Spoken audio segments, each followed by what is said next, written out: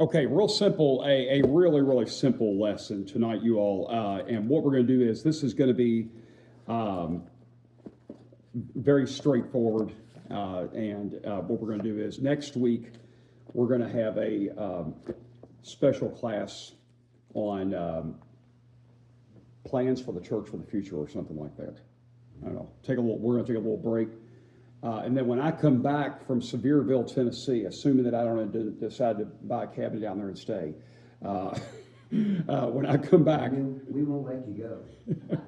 We'll just move the church down there. When I come back, we're going to be diving into some heresies concerning Jesus, things that are taught about Jesus that are unbiblical, cultic, etc. So, but I decided, I thought I'm going to save the heavy stuff for after the mountains. Go down and breathe some of that fresh mountain air and then come back to the really deep. But I really feel like these things are important. So we're going to deal with a few of these and just talk about how to look for these things. When you hear people speak in this manner, it's not a matter of, punch them in the face, but it's a matter of, interact with that and learn how to correct that biblically. But this is a really simple lesson. It's on 104 in the 168. If you have a copy of the book, if you don't, that's fine. But it's called Jesus' Witness to Himself, and it's what Jesus says about Himself, affirming who He is. Okay, I'm gonna get a few people to read. If you'd like, we'll have a little interaction as well. So this isn't just a straight talk, but a little bit of interaction for you guys as well. But let me read the introduction, if I may. Anyone wanting to understand Jesus should pay attention to Jesus' understanding of Himself. Okay? In the Gospel of John, in particular, we see that Jesus knew He was the fulfillment of Old Testament prophecy, the long-awaited Messiah, the only begotten Son of the Father. Where do we hear that term, the only begotten Son, God's only begotten Son? Where do we hear that? John 3:16. Good. All right, Brett's got 10 points. All right, so we're going to turn this into a little bit of a game show competition here. The divine Son of Man. Son of Man is a term that goes all the way back to the book of Daniel. Okay. But it's not principally about His humanity. Son of Man sounds like it'd be principally about His humanity, but it's more about His divinity, really. Okay, more about His godness, if you would. And He's equal with God in power, rank, and glory. Now, I don't want to go off on a tangent here, because if I do, we may never come back. But I want to just say our world, our culture today in America, and I suspect that this is the case around the world in many places, especially Western countries, is to think of Jesus as somehow the effeminate version of God. Right? You pick up on that? This says He's equal in power, rank, and glory. I think that's what the Bible teaches. I think a lot of people want a Jesus who turns everybody into a nice guy. I saw this today on social media. One of my friends, I hope she doesn't watch this video because I ain't videotaping this. I'm not videotaping every week. I'm doing about every second or third one or so. But at any rate, nothing against her whatsoever, but she shared this meme where Jesus is teaching people and He says, love your neighbor. And the people say, what about gay, transgender? What about this? What about that? And Jesus responds, did I stutter? Now, do you see the point of that? The point of that is we're co-opting Jesus for our agenda. He's such a nice guy that when it comes to a whole civilization of sin, He just says, love everybody. See, now, on one level, it's true, we should love sinners. You have to love sinners. You're not going to be able to have a cup of coffee with somebody that doesn't believe the gospel and share it with them effectively if you immediately go into condemnation. Okay, really, Paul even says, I'm not judging the world. The world's already judged. Okay, he's not saying I don't speak out against sin, but I don't go up to somebody and say, hey, you're judged and going to hell. They're already probably under that conviction of the Holy Spirit. It's just a matter of they're trying to push it away in most cases, at least. But what this meme is trying to say is, it's not saying love sinners, which we can agree with, But it's saying love sinners and ignore what they're doing because Jesus doesn't care what they're doing. And that's the part of it that's diabolically untrue. See? And you can fill that in with anything. It doesn't matter. It doesn't have to be sort of left-wing kind of things. It could be right-wing kind of things. It could be whatever. But anytime you're teaching that Jesus is tolerant of sin, wherever it comes from, you are mischaracterizing Jesus. Okay, all right. So that rant aside, Kevin DeYoung goes on to say, Jesus describes his identity and his purpose with I am statements in John's gospel. Everybody know the I am statements. I'm not going to ask you to rattle them off, but you're probably familiar with that, right? Jesus says this over and over again, I am, I am, I am. Okay, so I want to ask somebody, an aspirational reader, if you would, to read John 6:35, if you would. John 6:35. Somebody want to jump in and give us a little bit of, we're going to see what Jesus has to say concerning himself. Jesus said unto them, I am the bread of life. He that cometh to me shall never hunger, and he that believeth on me shall never thirst. Right, okay. Is this, let me ask you a few questions, okay, if I may. Is Jesus talking about physical hunger and thirst here? No. It is true that God provides for us, okay, in terms of our basic needs. And, you know, in places where where there's a shortage of that, you know, today we have Christians that are going and helping provide those things in the name of the Lord, which is wonderful, okay? But he's not talking about a physical need here. He's talking about a spiritual need. I am the bread of life. Okay, later he'll say I'm the manna that comes down from heaven, etc., etc. You know, the Jews were accustomed to the idea of God feeding them physically in the wilderness. So I think Jesus is taking that picture and saying, I'm doing something much better than that, much greater than that. I am the bread of life. I'm the spiritual bread of life. Okay, so he who comes to me will not hunger. He who believes in me will never thirst. Remember what he says to the woman at the well? He says, I will give you fountains of what? Anybody remember? Who said living water? Somebody said living water? Yeah. So that you will never thirst, see. So it's that idea that when you know Jesus, your search, the search that God has created you with, I might say, that hunger inside of you to know who you are, really, why you are here, what you're created for, and all of these things, which we might describe as hunger and thirst, is satisfied in Jesus. See, something like that. Okay, I'm just shooting from the hip here, so you know, but that's kind of how I'm thinking. I have been here before. Okay. And in 34 it says, then they said to him, Lord, give us this bread always. And I wrote grace above that. Yeah. You see. Yeah. And we ask for that. And then I have to ask for that daily because, you know, like I mentioned this morning, I fight this battle daily. Yeah. Daily. To love my brother. I cannot do it. Yeah. I can't do it. I'm ready to bite. But see, what you just said was, you said, I'm seeking the Lord in that, right? I'm seeking grace. See, that's the key. See, some people become frustrated with the temptation to sin, and they say, the answer is for me to simply submit to sin. We're going to talk about that next week in 1 John 2. Okay? That's not the answer. But the other answer is not, I've just got to work much, much harder at this. I'm not saying the Christian life doesn't involve some labor. It does. But it's ultimately surrendering to the Lord and saying, I can't love this person like you want me to love them. You're going to have to do it, Lord. You're going to have to do it inside. I think it begins with an admission that I cannot do it in my own strength. It's got to be something the Lord does in me. So, all right, yeah, good thoughts. Let me skip down to verse 41 if you're still in John 6. And here it is. The Jews were grumbling because he said, I am the bread that came down out of heaven. See, once again, you have Jesus describing himself, taking something that's physical, okay, that they could relate to, bread, and he is spiritualizing it, if you would, okay, and saying, I am a greater bread, if you would, okay. Verse 42, I've come down out of heaven, he says. Okay, so here's the first one. Jesus is the bread of life. This is the first of the I am statements, if you would. He is manna from heaven. He's food for the hungry. And Kevin DeYoung says, unless we feast on him, we have no life in us. Okay, all right.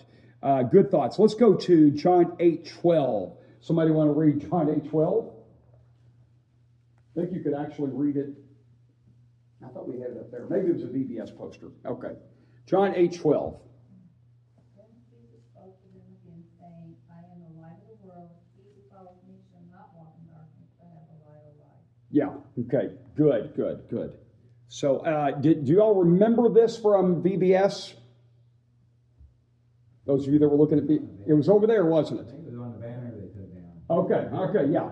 John 8:12. It was in the for those of you that are not familiar with what the theme was, the theme was illumination. Okay, so it was all about how Jesus is the light in the darkness and so on. Which, by the way, you should be familiar with that because that's how 1 John starts out. It starts out talking about God is light, and if you walk in darkness, then you don't know the God who is in light. I meant to bring that into the sermon somehow today.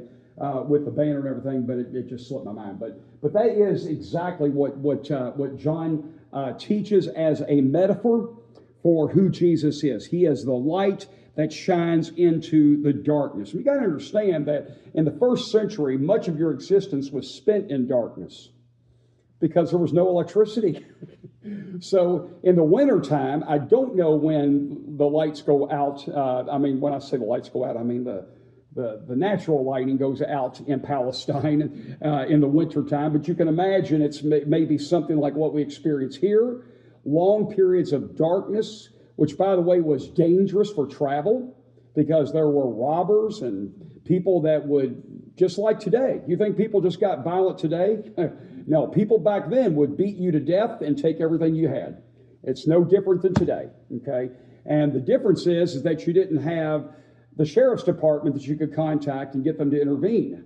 Whatever law enforcement they have would have been, of course, very limited. So it's a world of darkness that many people were living in terms of their physical existence. And I think that's exactly why Jesus is using this to say, I'm the light of the world. He goes on to say, he is the pillar of fire in the wilderness. Is that an Old Testament reference? Y'all remember what did God use to guide the Israelites through the wilderness? Remember this? Yeah, right.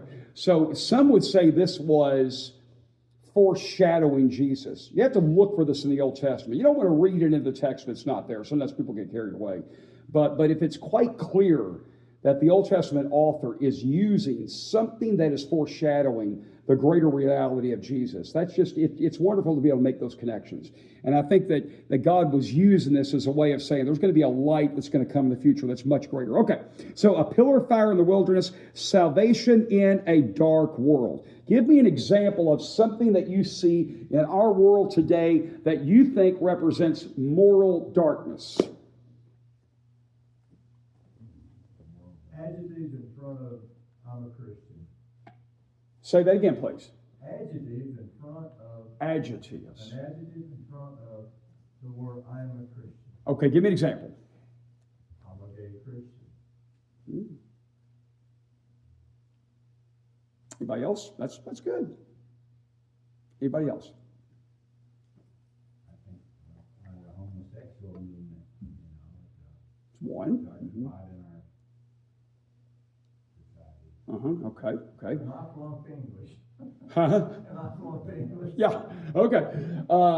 Okay, so putting a prefix or an adjective in front of Christian.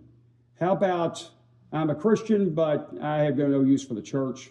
I don't ever go to church. I don't need church. I don't need church people. Me and Jesus got our own thing going on. Does the Bible teach that? I don't see the Bible teaching. I don't go to church. Me and Jesus have our own thing going on. I hear that a lot. Yeah. Might call it, I'm a solo Christian. Now, yeah. Well, there is circumstances where that is true, but it's on a limited basis. And the reason I'm saying that is there are times that you can't go to church. Oh, yeah. You can't go and be a part of it because of your health. Yeah, no, right. So you can worship God all by yourself. But it's a limited, Yeah. kind of like the old advertisement of books, it's a limited edition, it only happens once in a while. Yeah. I'm talking more about people that have a disdain for the church. The point that he's You know. making, you kind of wrote over a little bit when he Okay. said, I am the light of the world, Yeah. you know. And he goes on down into 14. Even if I bear witness of myself, my witness is true. Mm-hmm. Who can tell me more about Todd Wells than Todd Wells? God. Yeah. You see, Yeah. we all know ourselves better than Yeah. anyone else. Yeah. So that's what he was explaining to those people. Yeah. Also Mhm. in that point. So I just Yeah.